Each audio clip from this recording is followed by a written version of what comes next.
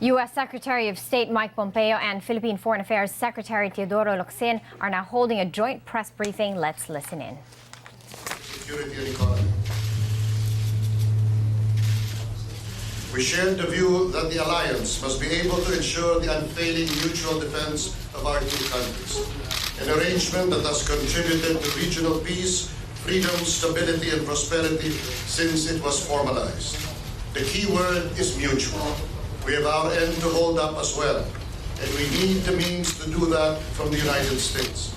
But ever and always, there must be the sincere mutual desire to help and be helped.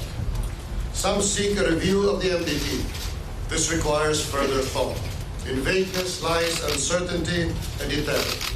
Specificity invites evasion and actions outside the MDT framework, but too much vagueness lends itself to doubt the firmness of commitments. For the time being, helping the Philippines build up our self-defense capacity should do it.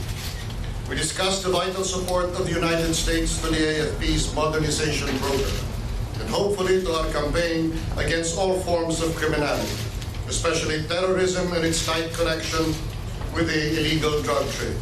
Ideally, mutual defense should cover a partner's back as well as its front.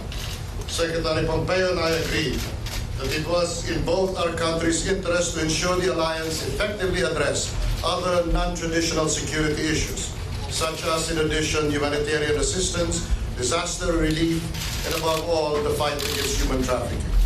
I acknowledge the continued support of the United States and the Philippine government's counter-terrorism efforts, especially its vital role during the Marawi siege. We appreciate the assistance of the U.S. in the reconstruction and rehabilitation of Marawi City. We discussed our economic and people-to-people engagements. We both agreed to deepen and expand our bilateral economic relations, including pursuing negotiations for a future free trade agreement. I also took the opportunity to once again thank the U.S. for the return of the Balangiga bells, making special note of Secretary Pompeo's important role.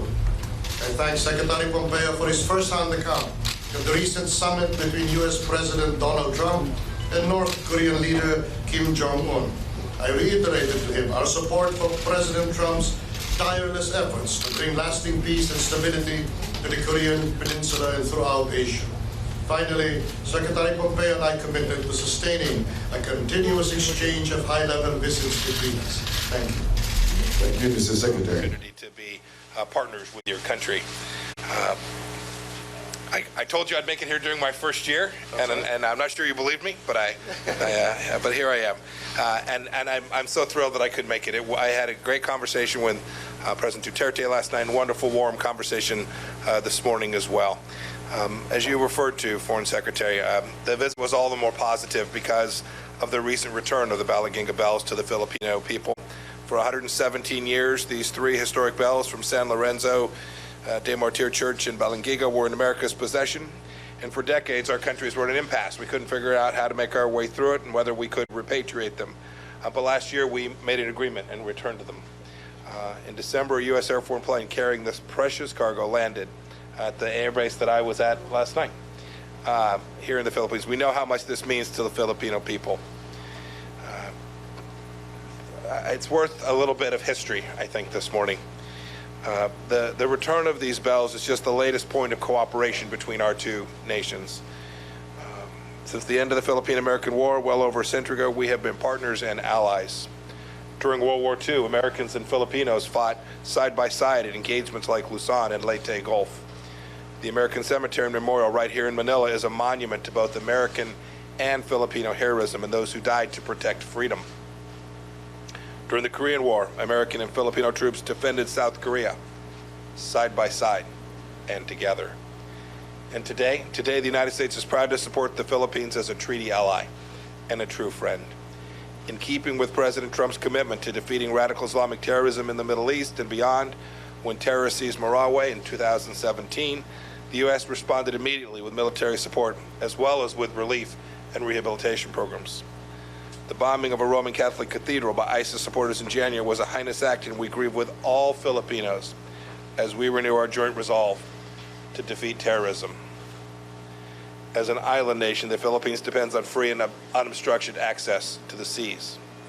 China's island building and military activities in the South China Sea threaten your sovereignty, security, and therefore economic livelihood, as well as that of the United States. As the South China Sea is part of the Pacific, any armed attack on Philippine forces, aircraft, or public vessels in the South China Sea would trigger mutual defense obligations under Article 4 of our Mutual Defense Treaty. I also relayed to President Duterte and Foreign Secretary Locsin details of the talks held in Hanoi. We appreciate the Philippines' firm support for our maximum pressure campaign and for continued diplomacy. Economically, Filipinos can have confidence that America will remain a close friend in helping them to achieve their national dreams. In November of 2017, President Trump announced America's commitment to a free and open Indo-Pacific. I reinforced that commitment with a speech on America's economic vision for the region last July. The big theme of that engagement is this: where America goes, we seek partnership, not domination. Energy is certainly one area in which the United States is eager to build new cooperation in the region as well. Demand for energy in Asia is going to skyrocket in the coming years, and American companies are poised to invest billions in the region. They're the best partners to deliver reliable, secure, and affordable supplies of energy.